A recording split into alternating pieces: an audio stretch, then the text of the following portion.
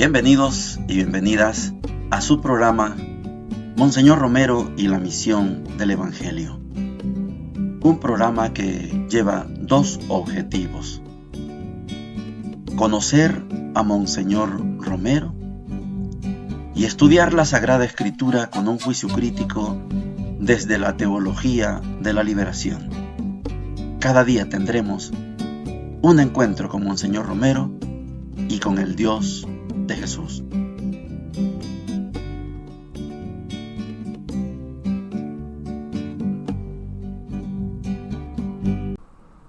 Hola, ¿qué tal? Este es su programa Monseñor Romero y la misión del Evangelio. Es jueves 4, jueves de la primera semana de Adviento.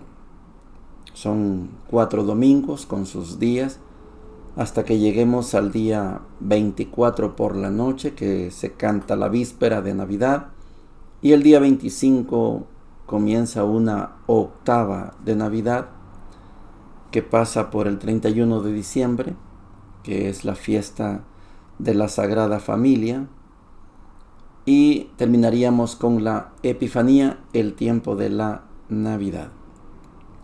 Hoy estamos en este jueves de la primera semana de Adviento y seguimos en el personaje, concentrados en el personaje Isaías. Después vendrá Juan Bautista, después vendrá la Virgen María, hasta que lleguemos al personaje central, que es Jesús. Con Monseñor Romero ya hicimos todo el parangón de la ley, ya estamos dando una mirada a la realidad, y ahora Monseñor se mete adentro de la iglesia. Hay 3 puntos importantes que toca Monseñor: su obispo auxiliar, Monseñor Rebelo; el martirio de el primer sacerdote en 1970; y una mala conducta en la parroquia de Quesaltepeque. Oigamos a Monseñor. Queremos también referirnos a noticias sacerdotales. Ya regresó de Roma nuestro querido hermano Monseñor Rebelo. No hay cisma entre Monseñor Rebelo y el arzobispo de San Salvador. Hay amistad desde mucho tiempo, y ahora también cuando ambos cumplimos misiones muy delicadas. Ya dije a todos ustedes, queridos católicos, que me ha alegrado la sensatez con que el catolicismo estuvo ante estos acontecimientos que los enemigos quisieron aprovechar para separarnos. Les invité desde el principio y lo hago ahora: vamos a escuchar a Monseñor Rebelo. No juzguemos por adelantado, pero sepamos que es un obispo en comunión con el Papa y en comunión con la jerarquía también de la arquidiócesis.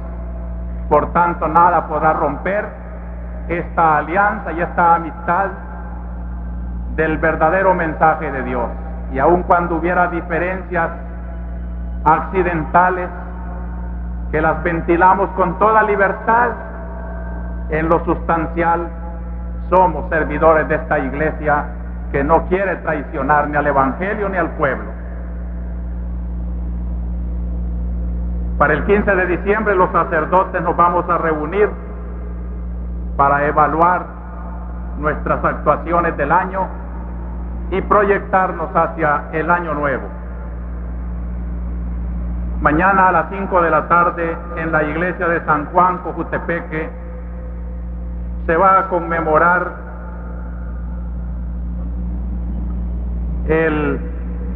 la muerte trágica, el asesinato de que fue víctima el padre Nicolás Rodríguez allá en 1970. Ese crimen se quedó en el misterio y el padre también sufrió una muerte anónima. Es justo que ahora, cuando recogemos el heroísmo de nuestros sacerdotes, recordemos: yo fui a recoger ese cadáver, ya estaba putrefacto, venía de una confesión, traía los instrumentos de al despedir un alma para la eternidad, ministro que murió pues en el servicio de su sacerdocio, de aquel pueblo se aprovechen de esta circunstancia para molestar a la iglesia. Otro triste saldo en Quesaltepeque es el desconocimiento como católica de la hermandad del Santo Entierro. Sus actitudes rebeldes, malcriadas con la autoridad de la iglesia, usurpadoras, merecen que la iglesia también la desconozca, no se considere católica aun cuando tiene personería jurídica civil. Los efectos civiles, lo mismo que el templo material de Quesaltepeque, no interesa. Lo que interesa es la iglesia viva, los que viven en comunión con los pastores verdaderos. Y el verdadero pastor allá es el padre Roberto van den Henden, que junto con las hermanas belgas han sido víctimas del atropello, pero que gracias a Dios han hecho honor a su fidelidad a la comunión con la iglesia. 3 dramas. El primero, el obispo auxiliar, Monseñor Revelo, ha ido a Roma. La prensa ha filtrado alguna información, cree que hay cisma, hay división entre Monseñor y su obispo auxiliar, Monseñor Revelo. Monseñor Romero sabe de diplomacia, sabe cómo se manejan esas cosas. No porque la prensa lo dice, él va a afirmar, va a confirmar lo que un medio informativo está diciendo. No. Primero vamos a quedar claros. El obispo auxiliar y yo somos amigos, tenemos una amistad. Él habrá podido decir algunas cosas. Tiene todo el derecho de decir lo que quiera decir. ¿Eso significa cisma? No. Eso significa diferencia de opinión. Monseñor, como un santo pastor, no va a perjudicar jamás a su iglesia. No anduvo haciendo alarde. ¡Ay, el Papa Juan Pablo II me trató mal! No. Siguió su fidelidad con el Papa. Ahora, Monseñor es jefe jerárquico de Monseñor Revelo. Monseñor puede darle una orden a su obispo auxiliar. ¿Hace eso, Monseñor? No. Cuando votaban en la conferencia episcopal, 4 votos eran en contra. Obispo de San Miguel, Monseñor Álvarez. Obispo de Santa Ana, Monseñor Barrera. Obispo de San Vicente, Monseñor Aparicio. Y su obispo auxiliar votaba en contra. ¿Y por eso hay cisma? No. Hay amistad, hay jerarquía, hay fidelidad al Papa, hay fidelidad a la conferencia. Y la prensa tiene que quedarse callada, porque la voz última es la de Monseñor. Y Monseñor dice, no hay cisma. Aquel dicho popular, los trapos sucios se lavan en casa. Vamos a escuchar cuando Él venga, cuando Él nos cuente, vamos a escucharlo. Pero no puede decir, Monseñor, sí, mire qué barbaridad lo que fue a decir. Ese no es el problema, ese no es el método de la iglesia. Tenemos libertad de pensamiento, libertad de opinión, libertad de predicación. A saber por qué lo dijo, no lo sabemos. Él sabrá. Lo cierto es que Él es fiel al Papa y fiel a la conferencia episcopal. ¿Qué más puedo pedirle yo a mi obispo auxiliar? El segundo hecho eclesial es que estamos en 1977. Han pasado 7 años del asesinato del primer sacerdote martirizado. Las circunstancias todavía no se logran determinar, no hay investigación. Pero el padre Nicolás Rodríguez en Cojutepeque fue asesinado y Monseñor cuenta, lo encontramos ya putrefacto. Venía de visitar a un enfermo. Algunas veces los asesinos hacen eso. Hacen una petición de que vaya a atender a un enfermo. Y en el camino atacan. Así son de cobardes. Así murió el padre Nicolás Rodríguez primer sacerdote asesinado. Después fue Rutilio, 77, 12 de marzo. Después Alfonso, después Ernesto Barrera, es decir, Octavio Ortiz, Rafael Palacio, hasta llegar a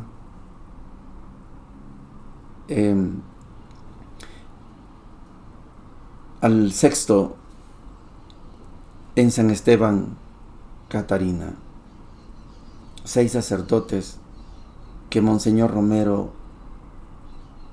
en su arquidiócesis le tocó recoger los cadáveres, sumado al padre Nicolás. Son 7 sacerdotes que seguramente son 7 puñales en el corazón de Monseñor. El último caso es vergonzoso. Poco a poco vamos a ir conociendo esto, pero es un caso de rebeldía de una hermandad, porque hay un sacerdote inmiscuido en esto. El padre Quintero ha hecho un escándalo, se ha portado mal. Monseñor le pide deje esa parroquia, lo traslada para otra parroquia y él no quiere irse. Y organiza a la hermandad, defiéndanme, no me quiero ir. Y la hermandad se le une y se porta mal el padre y se porta mal la hermandad. Pero Monseñor ya nombró a un nuevo sacerdote. Ahí está el padre belga, el padre Salvador. Ahí está el equipo de religiosas que va a acompañar al padre. Pero la rebeldía, ¿y sabe quién manda en la arquidiócesis? El arzobispo. Váyase. Y ustedes, malcriados, hermandad, muy hermandad pueden ser, no la reconocemos en la iglesia. No son nada. El poder eclesiástico está concentrado en el obispo, en este caso en el arzobispo. Lo asiste el derecho canónico. ¿Le van a ganar una batalla al arzobispo? Jamás. De esa manera, jamás. Que un padre agarre la parroquia como que es de él, no es de él. La parroquia es de la arquidiócesis y el que manda es el arzobispo. Padre Quinteros, entréguele la parroquia al padre Salvador. Y ustedes, hermandad, pórtense bien.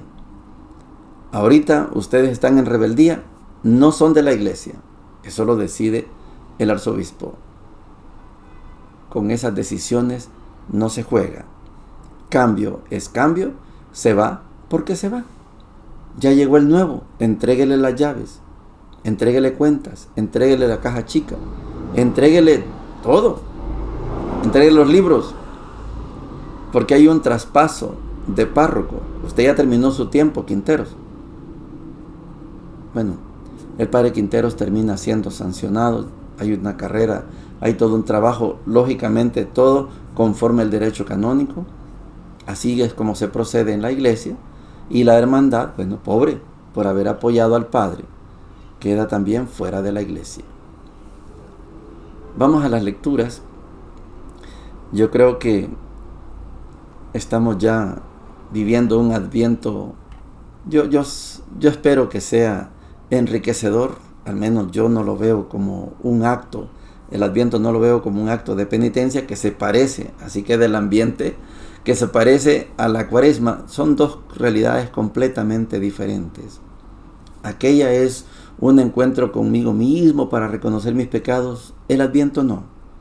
El adviento es un tiempo de espera.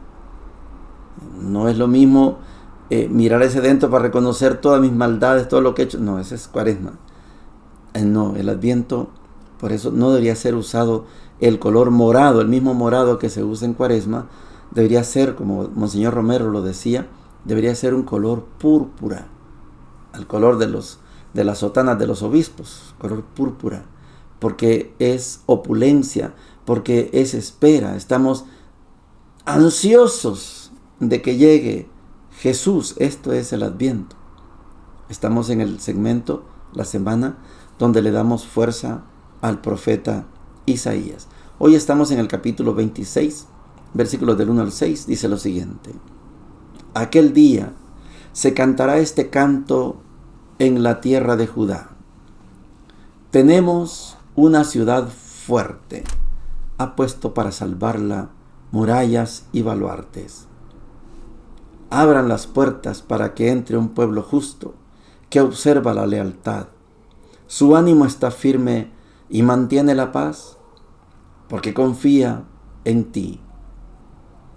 Confíen siempre en el Señor, porque el Señor es la roca perpetua. Doblegó a los habitantes de la altura, a la ciudad elevada, la abatirá hasta el suelo, hasta tocar el polvo. La pisarán los pies del oprimido, los pasos de los pobres. Palabra de Dios, te alabamos, Señor. Es el Isaías original, del 1 al 39, es el profeta Isaías en persona el que está escribiendo esto. ¿Cuál es la intención, les he dicho, del profeta Isaías? Darle ánimo al pueblo. A mí me gusta cómo van las elecciones en Honduras, porque en medio de todo esto está el pueblo con esperanza. Allá nos escuchan muchas personas y estoy seguro que ese viraje que dio el conteo, que yo quiero entender que lo querían amañar, no pudieron. Se hablaba de que había un empate técnico, apenas 500 votos de diferencia, y que iba punteando el candidato imperialista al que está apoyando a Donald Trump, y de repente la cosa fue dando vuelta, hasta sumar, hasta anoche, no sé, creo que ya son 20,000 votos de diferencia a favor de Nasrallah. No es que yo sea pro Nasrallah, no me interesa, pero me gusta que el pueblo hondureño se haga respetar. Y el pueblo del tiempo de Isaías se hacía respetar. Una cosa es el rey Acaz, inepto, insensible, imprudente, no escuchó a Isaías. Y no escuchó a Jeremías. Y no escuchó a nadie. Bueno, entonces viene el castigo, viene la invasión de Babilonia. Pero el pueblo no es culpable de eso. El pueblo va a sufrir. Pero aquel día, no sabemos cuándo, aquel día se cantará este canto en la tierra de Judá. Tenemos una ciudad fuerte. Ha puesto para salvarla murallas y baluartes. Abran las puertas para que entre un pueblo justo que observa la lealtad. Su ánimo está firme y mantiene la paz, porque confía en ti. Confíen siempre en el Señor. Este es el himno de victoria de Isaías. Vendrá un momento, habrá un banquete, tendremos una ciudad fuerte, murallas y baluartes, bien protegida. Por ahora nos van a destruir, pero vendrá ese día. Y ese día, para Israel, para Judá, nunca ha llegado. Porque Nabucodonosor destruyó Judá. Sennacherib y Salmanasar habían destruido el norte. Viene Ciro, y Ciro destruye Babilonia, pero no destruye, no mata, no esclaviza a los judíos que estaban en el exilio. Los deja libres. Vayan y reconstruyan su templo. Vuelvan a adorar a su Dios. Lo apoyó Ciro, lo apoyó Darío, con decretos. Y este es el pueblo del que habla Isaías.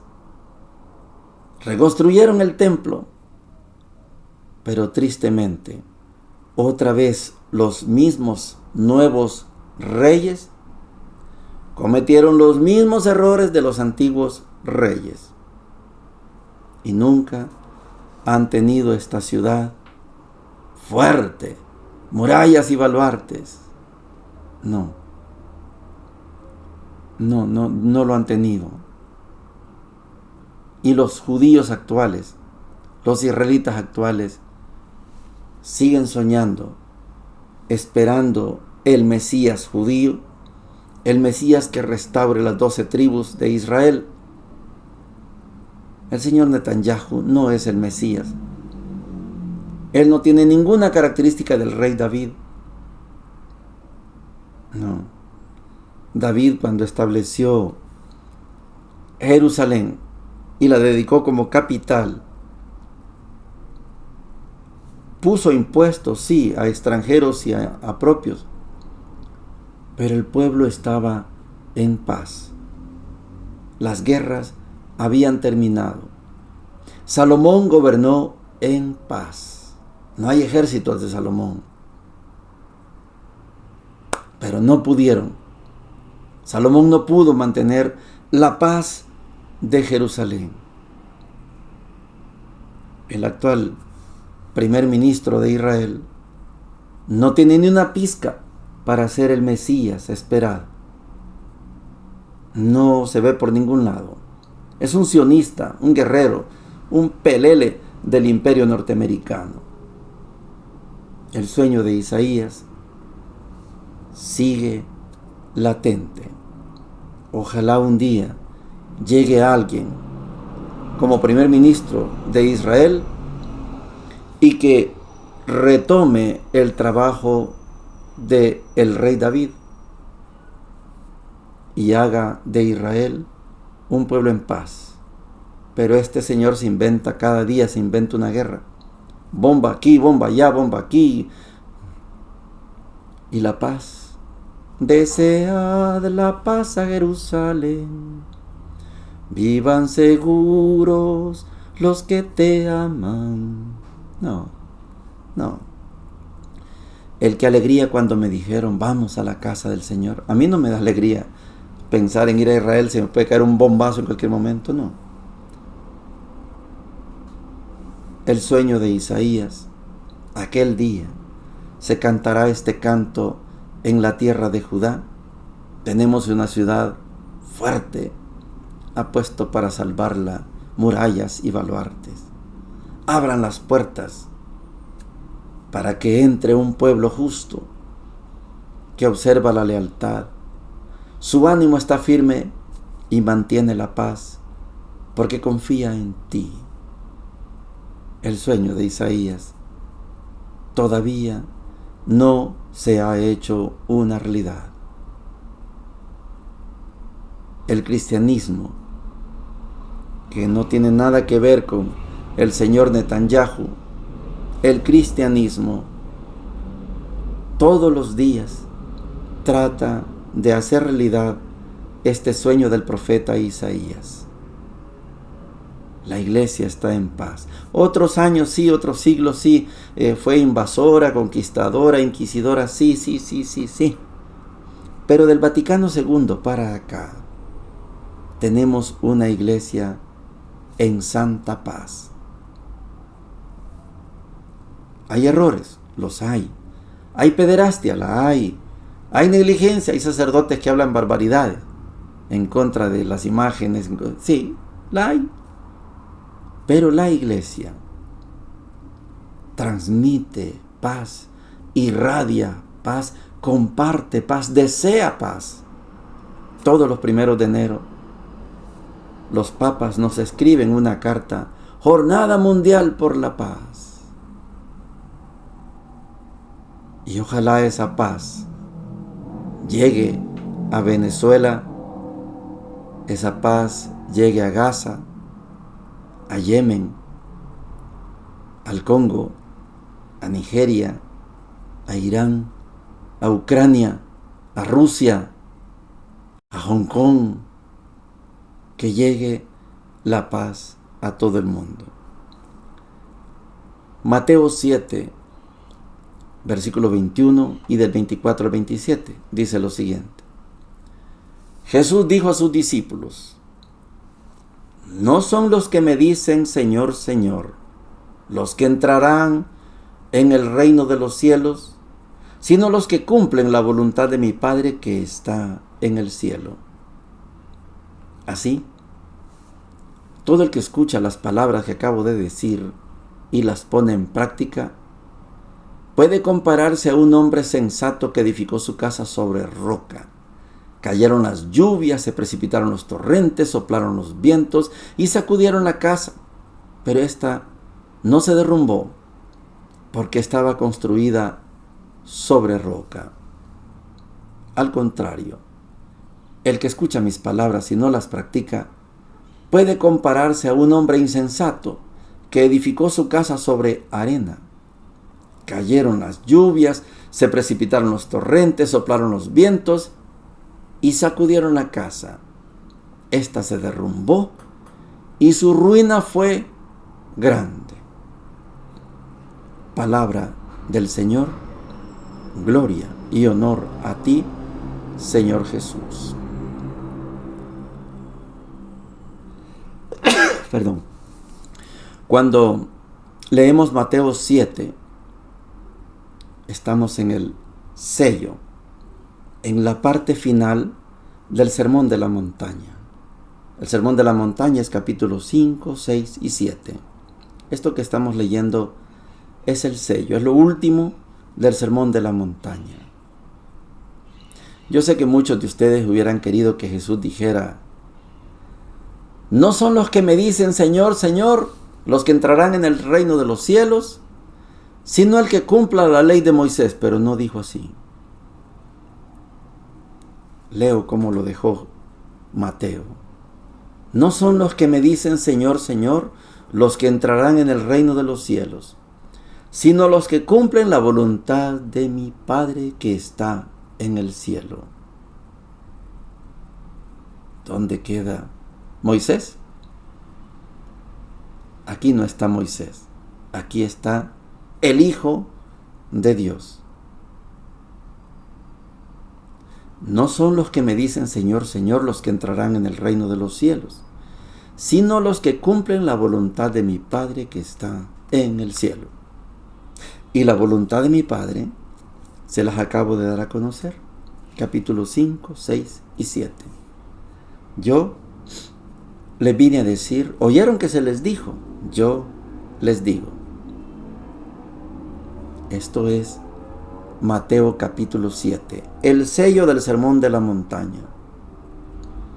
Ajá. ¿A quién se parece el que hace la voluntad de mi Padre? Al que construyó la casa sobre roca. ¿A quién no se parece el que hace la voluntad de mi Padre? Al que construyó la casa sobre arena. El que cumple la voluntad de mi Padre edifica sobre una roca. Los demás edifican sobre arena. Viene el viento, viene la lluvia y la casa sobre arena se cae. Y la casa sobre roca resiste. Hagan, cumplan la voluntad de mi Padre. Jesús es el nuevo Moisés, el que en Mateo nos ha traído la nueva ley. La ley de Jesús está en Mateo 5, 6 y 7. Hace bastantes años, un padre que ya murió le decía a una compañera mía: yo no sé por qué en la iglesia todavía seguimos confesándonos en base a la ley de Moisés. Padre, me acuso, Padre, que yo cometí el pecado de... Y empieza a enumerar los 10 mandamientos. Decía, Padre, deberíamos confesarnos en base al Sermón de la Montaña. Solo con el primer capítulo 5, del 1 al 12, las bienaventuranzas. Bienaventurados los pobres. ¿De verdad yo hago bienaventurados los pobres? Los perseguidos, yo hago bienaventurados los perseguidos. Solo eso sería suficiente para decir, hombre, sí soy un pecador, soy una pecadora. Pero no. Los 10 mandamientos de Moisés usamos como referencia. Mentí, robé, fui infiel, maté, le quité la mujer a mi prójimo. Los 10 mandamientos. Debería ser nuestra norma el sermón de la montaña, porque esta es la nueva ley. Esta es la ley del nuevo Moisés. No son los que me dicen Señor, Señor, los que entrarán en el reino de los cielos, sino los que cumplen la voluntad de mi Padre que está en el cielo.